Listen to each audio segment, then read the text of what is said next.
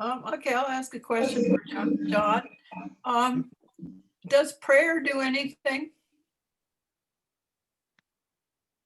I mean, prayer is within the body-based illusion. Yes. What it could do is basically calm the mind flow.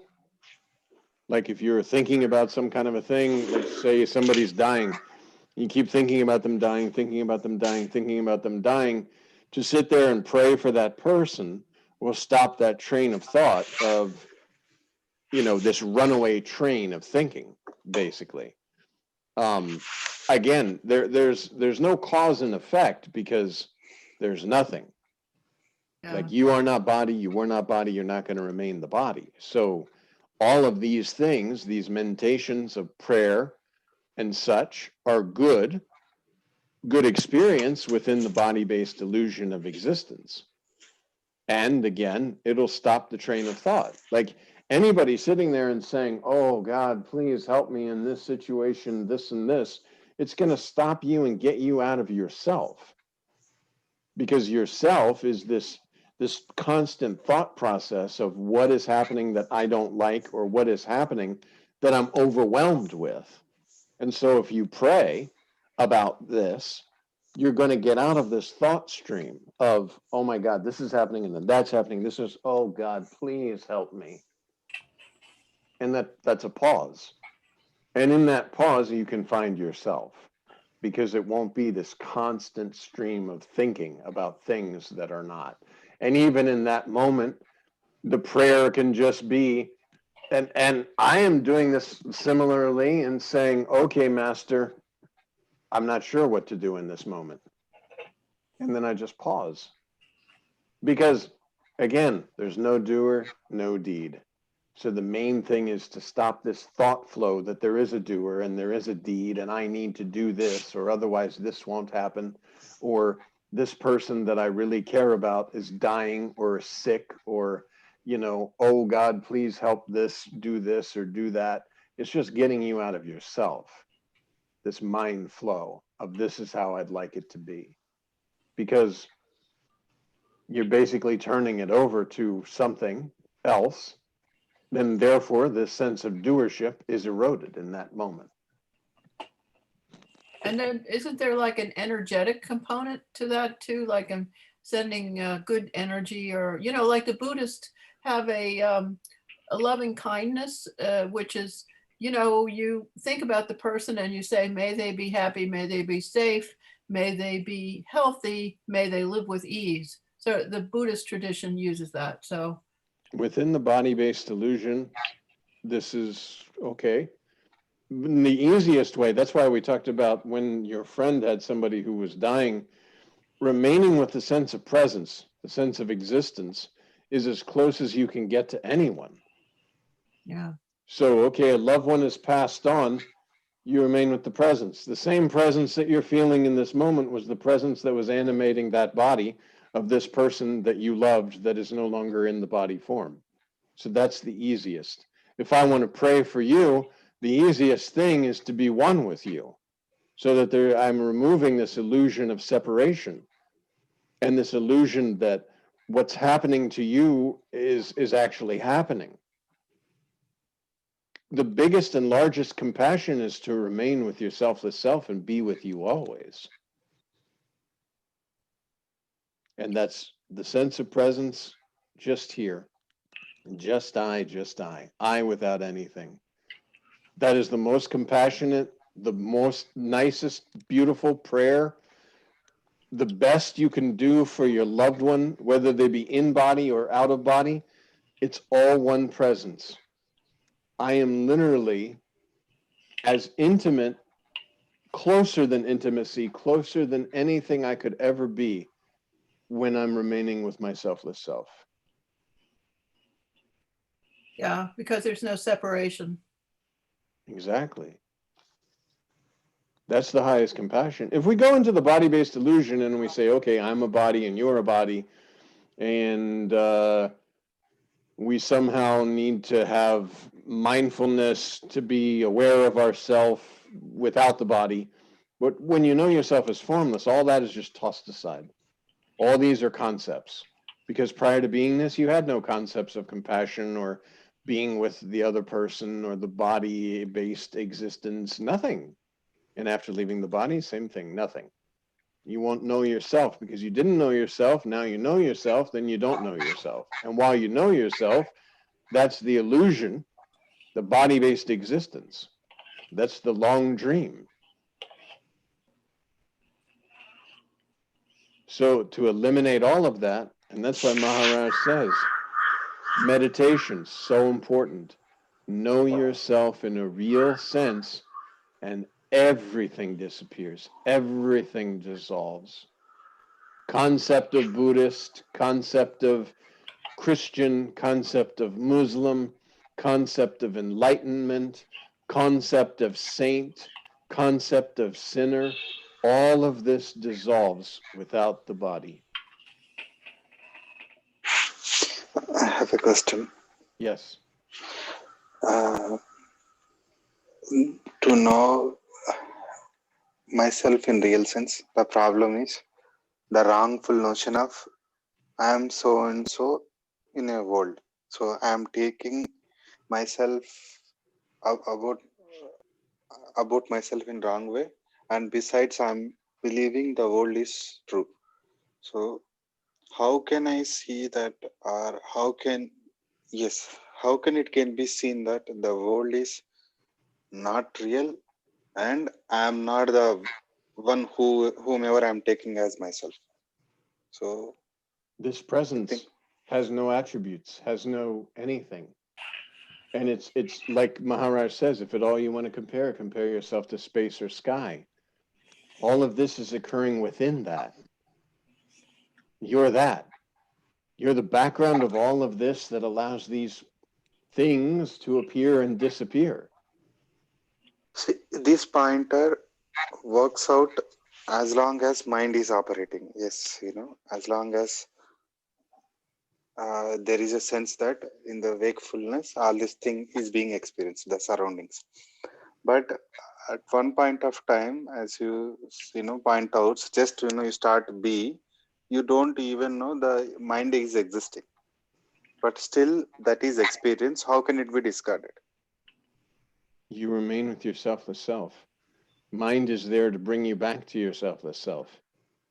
Because the mind is giving you images and projections and pictures about all these things that are not actually real. You're prior to mind. So you remain with that just die feeling, that just die. It's a subtle presence. You can only feel it because of the body form and the body-based illusion of existence. You can sense existence because there's the concept of duality. There's a me and there's presence. In reality, there's only presence and there never was a me. And therefore, anything that has appeared on presence is not true. And that's it. Like there's no, the space in the room doesn't think about the objects in the room. Mind stops. It's nothing. It's like dead mind. You don't even know. There's nothing. Just like we said in the beginning of this, oh, we're getting ready to do this. And it's not, it's just another scene. There's no getting ready to do anything. It's just, okay, questions are coming. There's speaking happening and this is going on and this is going on. Then we turn it off. Just prior to this meeting, I was discussing something with someone else and that's over now. And here we are. Because there's no carrying over. There's no object. There's no point in time to say this is all happening to me. There's formlessness that's using form to experience. Because your formless nature, there'd be no experience, not even an experience that you exist. But with the illusion of duality comes the ability to experience existence. What existing would be like. But it's not true. Again, easiest thing is dream. You know that everything that's occurring inside the dream is absolutely formless. It's coming from formlessness. It's appearing only. There is no material substance, even though while you're an object within the dream, it appears very real. And you can knock on a piece of wood in your dream and it's hard. But you absolutely know when you wake up, how could this wood be hard? This is all But illusion. this illusionariness of the dream is mostly realized when, when I transition from the dream state to wakeful state. Then I realize, Yes, oh, it's a dream. yes. But the challenge here in the waking state is, as long as I believe, or or as long as the waking state is taken as reality, then there is no freedom, right? Well, you just have to know yourself in a real sense. Again, the subtle sense of presence. Then you've woken up from the dream of existence, from the dream of materialism, from the dream of projections, believing that the projections are real. It's just presence, just subtle, just I. No attributes, nothing, nothing. And that's waking up. John, Yes. even that ultimate presence itself, it's illusion too, correct? Like it's everything's presence, and presence only exists because of me being prior to that, like the Yes. experience of presence. Exactly. Presence has appeared to no presence, I guess you would say, or the sense of existence appeared to the non-existent sense. In other words, you exist, there's no knowing of this existence, then there's a subtle stirring, I exist, and just like in the dream, when the deep sleep and a subtle stirring, I exist, projects a dream consciousness, the same happens in the waking state. But you get to know yourself in a real sense because you've been given this body now. You have a body, you have access to this body that you can use as a medium to know yourself. And you are not body, you were not body, you're not going to remain the body. Then who am I? And you read the books and it says, you are that. It says, accept your selfless self. There's no God, no Brahman, no Paramatman, no master, nothing is there. And then you start to see, okay, so you sit with yourself. Master says all the time, meditation, so important. Because once you know yourself, even touching yourself for a brief moment, oh, so that I am that. And you cultivate presence. You're no longer diving into the illusory world and getting all your pleasures from there. You start to investigate this presence, and presence with presence, consciousness with consciousness, selfless self-intoxication, and the knowledge that the entire world is in this consciousness or this presence. All of these things are appearing so that I am that, and remain there.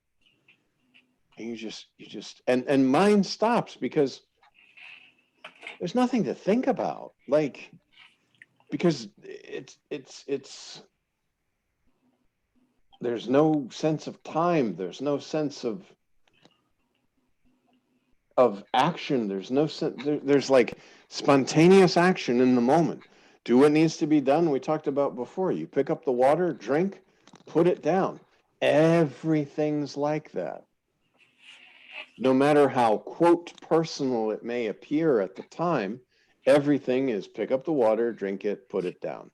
Spontaneous action in the moment, without a sense of doership, without the desire for expectations, without a thought of some kind of a timeline.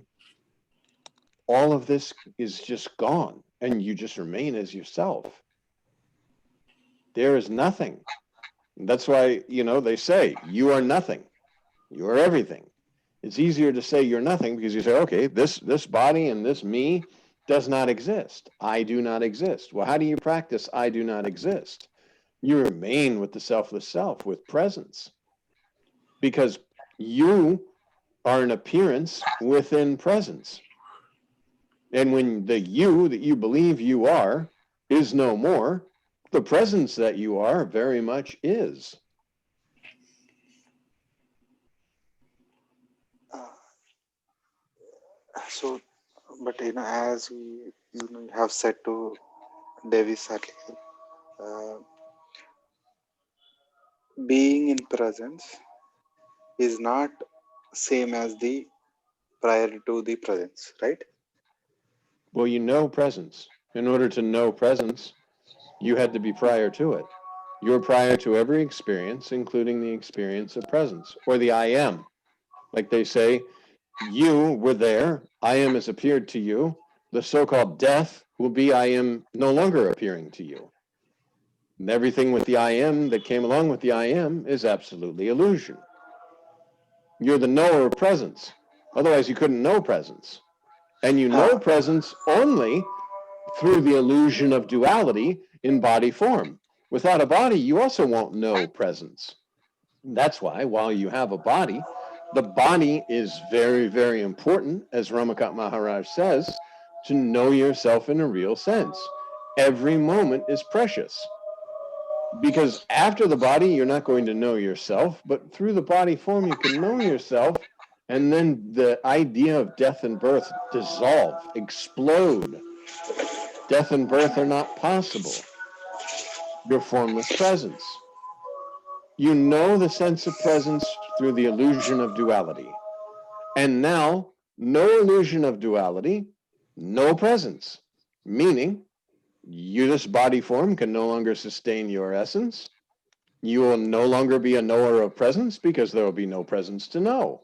But while you have the illusion of duality and this body form is available, you will know the sense of presence and you will be the knower of presence. You are not body, you were not body, you're not going to remain the body. All the knowledge that the body has acquired is useless. All the relations that the body is acquired, so to speak, family and such, is untrue because you are formless.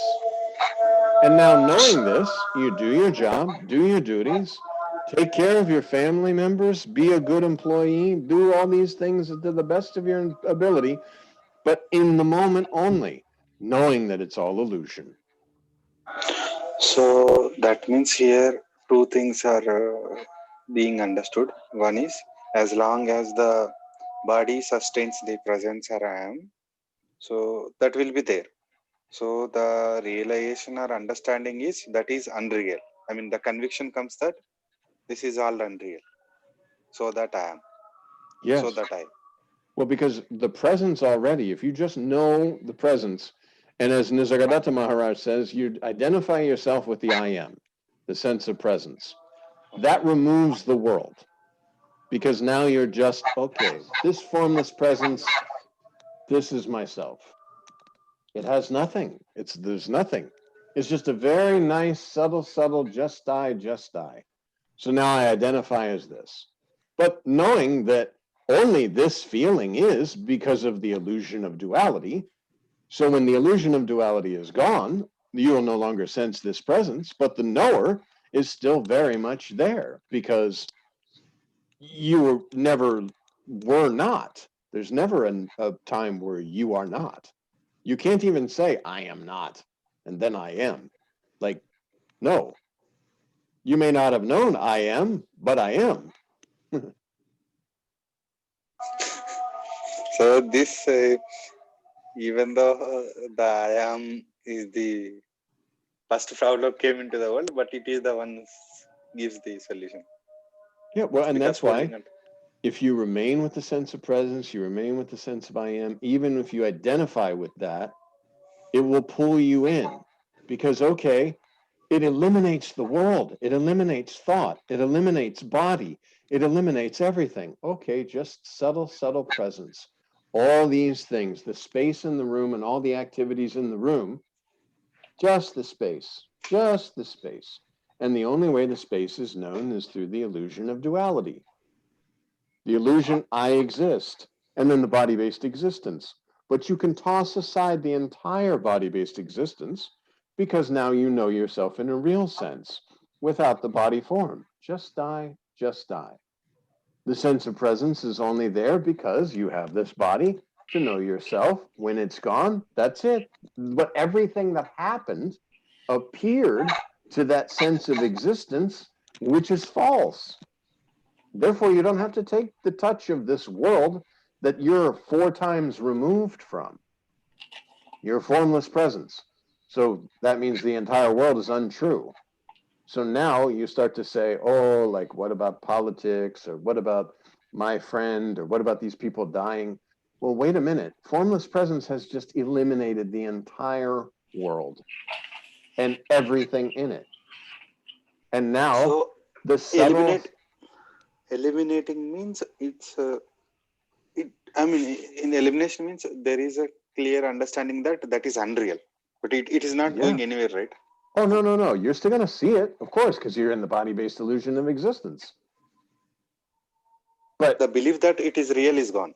Yes, because it is all appearing on presence. They're projections. And they don't mean anything at all. And yet, while you're here, you do your job, do your duties, like we talked about. Even you might see yourself with a protesting sign, protesting some kind of a something. Who knows what you might be protesting? But you know it's unreal.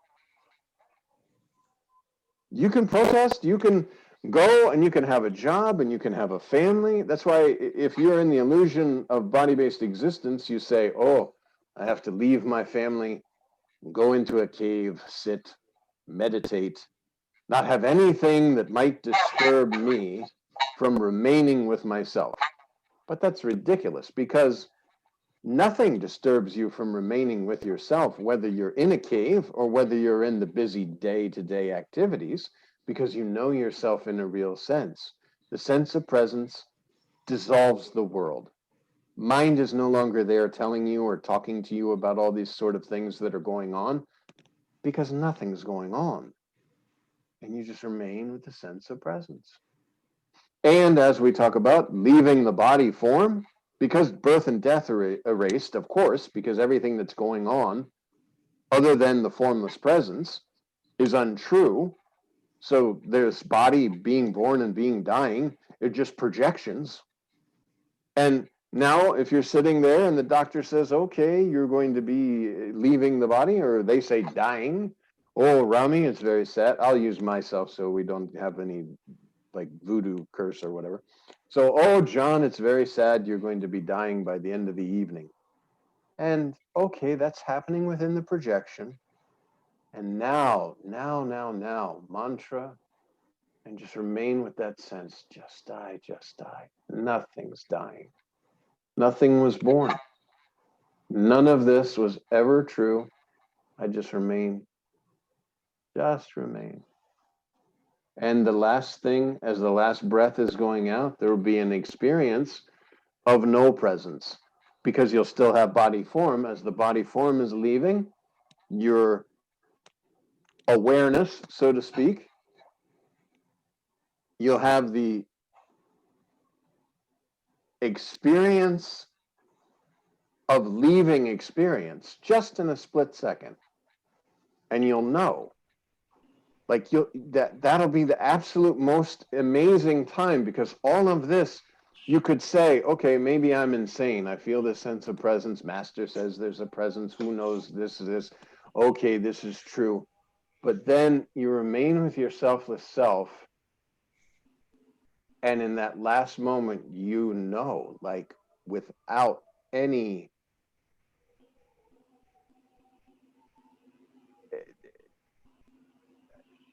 you can't even begin to describe. It's okay, there's nobody that was dying. And yes, my life was something while it was happening. But that's it. It's like the TV program has been canceled, basically. And all the storyline is just finished. It's just over. It's done.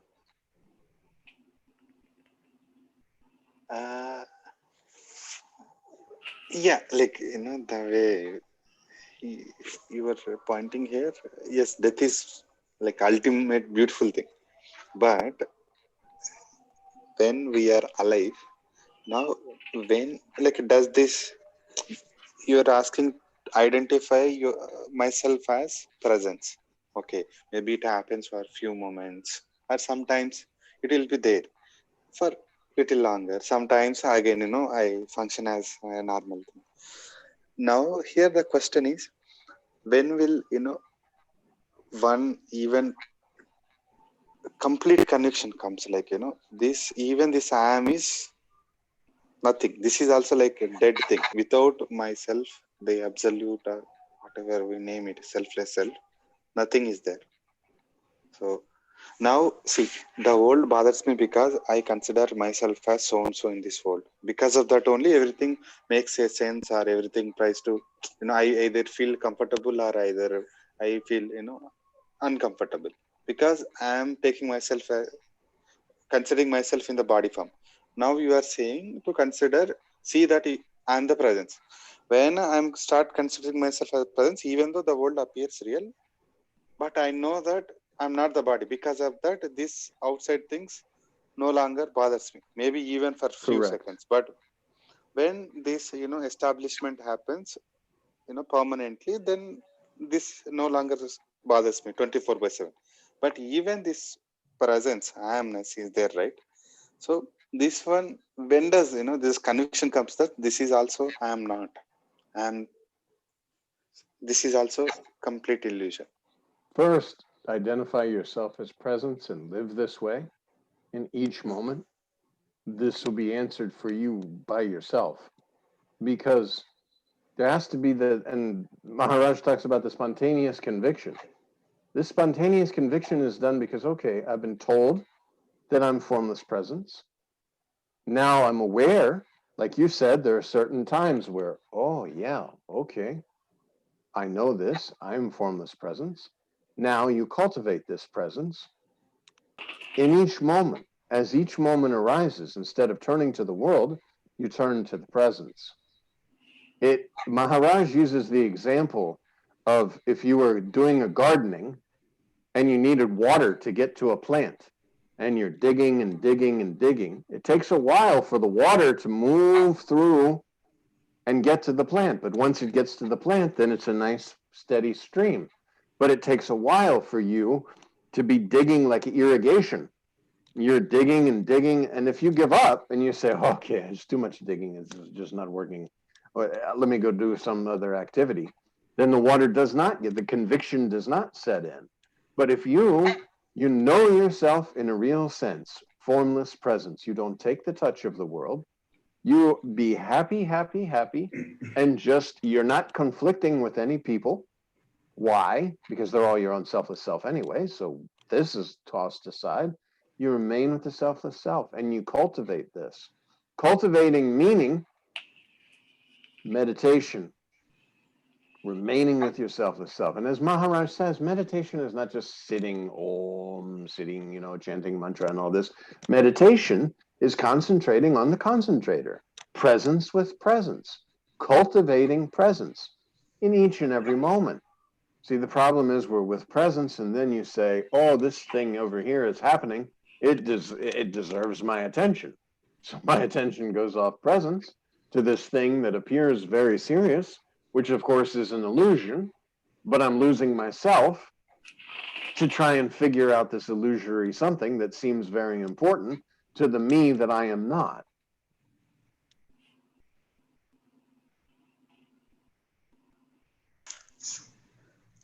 And one more problem here is to be in the presence. Don't know, even that 1 second or even less than that, there is no control for mind or anything. So it just happens. Just trying to be attentive. That's it. Maybe doing the chanting or trying just to be, just be. Well, and I told you in my own case, when I was going to India, I had already started feeling the presence. I was already relying on the presence. Now, I believed at the time that the presence was outside of myself, that was God, and I was somehow communicating with this God. And it was a very deep, very beautiful thing where I'm waiting in line to come to India to meet God, this presence. I knew Maharaj was this presence. I just had kind of a little bit conceptual belief of this will be God in form, meeting with John to basically expose the secrets of the universe type thing, so that John would be more at one, would surrender to this presence. But when I went to India and I was fully ready to completely surrender to this presence that I believed was God. In other words, I looked at Maharaj as my concept of God, not Maharaj the man.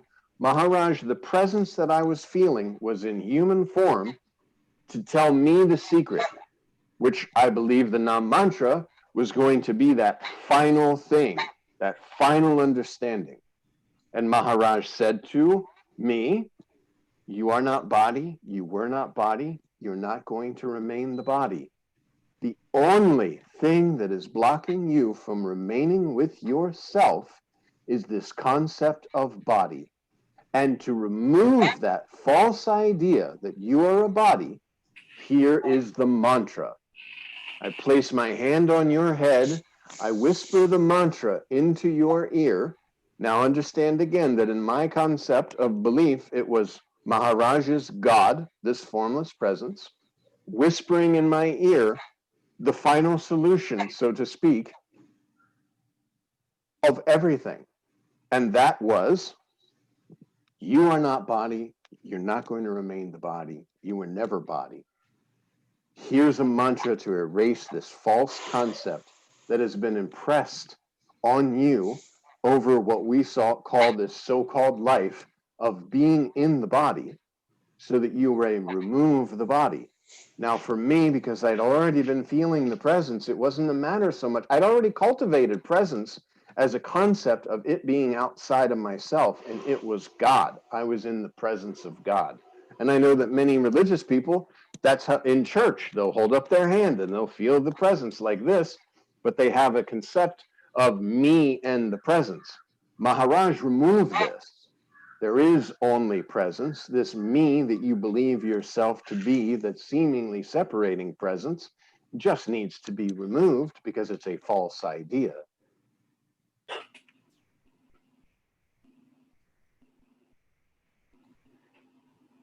So that idea was just dissolved for you when With mantra. Because again, it's like, if you truly believe that Maharaj is God, like your concept of God, this formless presence is in the form of Maharaj, and he's saying, to remove this false idea, I give you this mantra. This mantra will remove this false idea, as it has in our lineage since the beginning of our lineage. This is the mantra, the sacred words. That's why we don't tell anybody, because it's between you and God. And God has given you this mantra and said, this will remove the false ideas. And that's why we talked about how you value this mantra. To me, it was as if this, even as a small boy, thinking of God coming down in human form and saying, for you, these words will remove all that is false. It will remove death. It will remove the concept of birth. It will remove all of your difficulties, all of your troubles. Everything will be removed with this mantra, because all of everything that's been bothering you is absolutely illusion. It is not true. It does not exist. And that's it. And whether you believe in the way I believed about Maharaj, that is the absolute truth. The formless presence, Sadguru, came in the form and speaks to you within your own self, of course, because you're not actually these two forms. It's formless presence speaking to the formless presence that you are not body, you were not body, you're not going to remain the body. Please remove this wrong concept of being a body and be one with me eternally, which you are anyway. You just have the false concept of separation.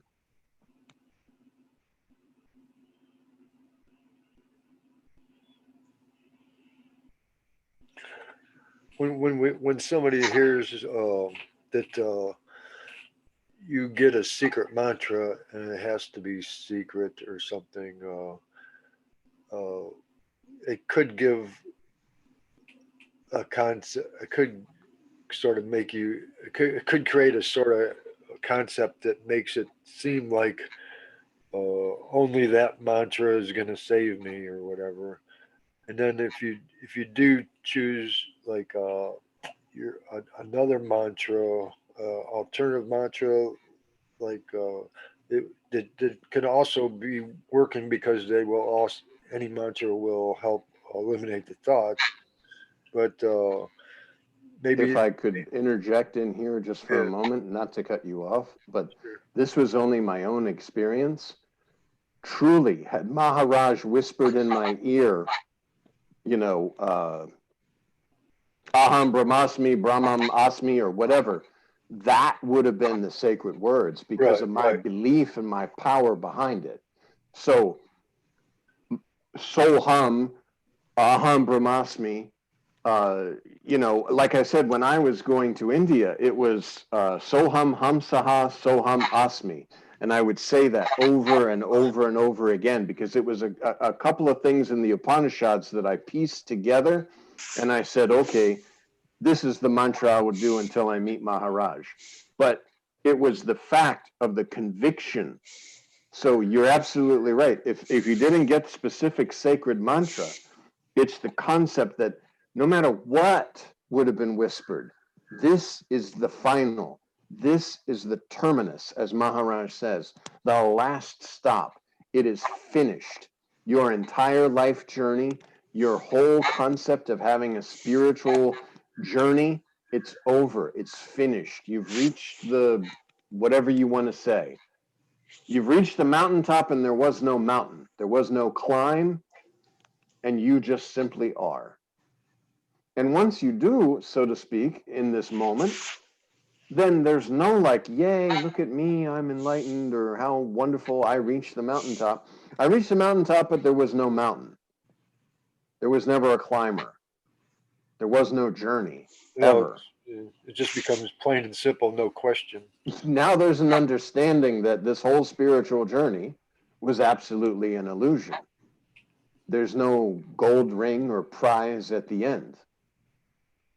It's just the fact that you know yourself in a real sense, and therefore there's nothing special about it other than you've stopped imagining yourself to be something that you are not. So my question was going to be, if I did choose my own mantra, or one maybe not my own, but I mean, you can't own a mantra, or I mean, the mantra is the mantra, or whatever. And would it be helpful, or would it wouldn't? What if you keep that a secret? The mantra that you choose, would that like imitate the secret, the secrecy of the mantra, or in any way to make you closer, like more one with the mantra or something because it's a secret, or The whole thing that I would say is remember the entire world is your projection. If you sat there and you said, oh, I didn't get this mantra from the lineage, but I got this mantra, this is my mantra, remember that the book that you happen to be reading from, it's you, it's your story. Everything is information and pieces for you to know yourself in a real sense. So you are the writer of all the mantras because you're prior to body, you're prior to words. You are the writer of all the religion, all the everything. They're breadcrumbs for you to know yourself, that you've left for yourself, and everything is there for your benefit. And somebody just texted me. This is, hold on, I'm reading this text here.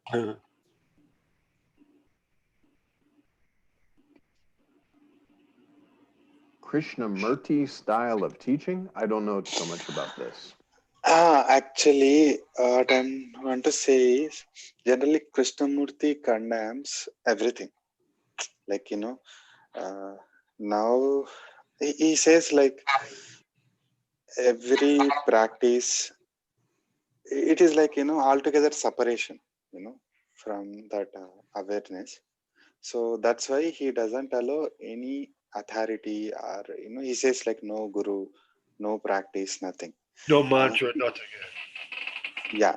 So Keith, are you like seeing in that perspective, like what kind of value mantra brings? Are you seeing in that perspective?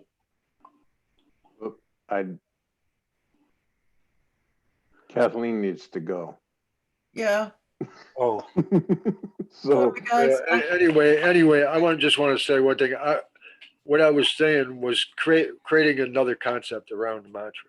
It's still just, mantra itself is illusion. Maharaj has said that, but you use one illusion to eliminate another illusion. The mantra eliminates the illusion that you're a body. Then you throw away the mantra. Yeah, the thorn that pulls out the other thorn, that and they throw both of them away. Exactly.